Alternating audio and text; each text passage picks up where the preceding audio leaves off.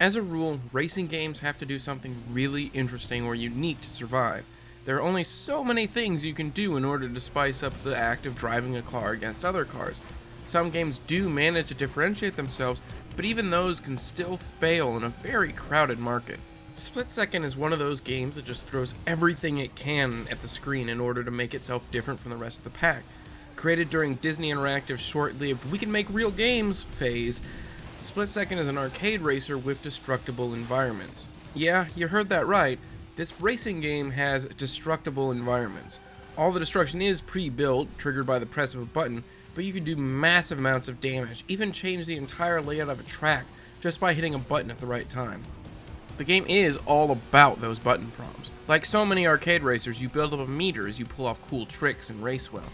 But instead of using that meter to activate nitrous or some other bland traditional thing, use it to make shit blow up.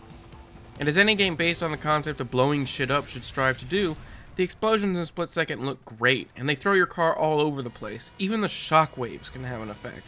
You'll drive down roads while helicopters fire missiles at you, cars blow up around you, and entire roads collapse under the weight of massive explosions. It's also extremely stylish, adopting the pretense of a television show, with the game split up into episodes, with heavily produced pre-roll segments and absolutely fantastic visual presentation. Of course, it's important for a game to be more than pretty visuals and explosions, and not only does Split Second look fantastic, but it feels great as well. It leans toward the drift-heavy style of arcade racing, which I personally love. But I have one huge bone to pick with Split Second.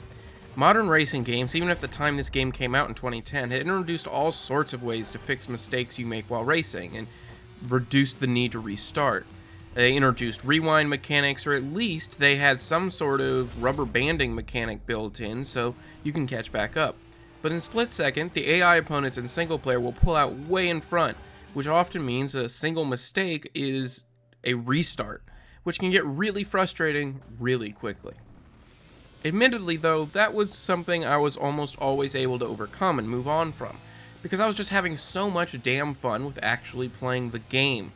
There's very little time that this game didn't just exude pure joy, and that's something I really like in a game every once in a while. Now, much like so many games I look at week to week, Split Second was a great game that ended up being financially unsuccessful, but they still put a ton of copies on the market. As such, used copies of this can be picked up pretty cheaply pretty much anywhere you can find 360 and PS3 games. Every Friday, I look at games that were ignored when they came out, have been forgotten since, or both.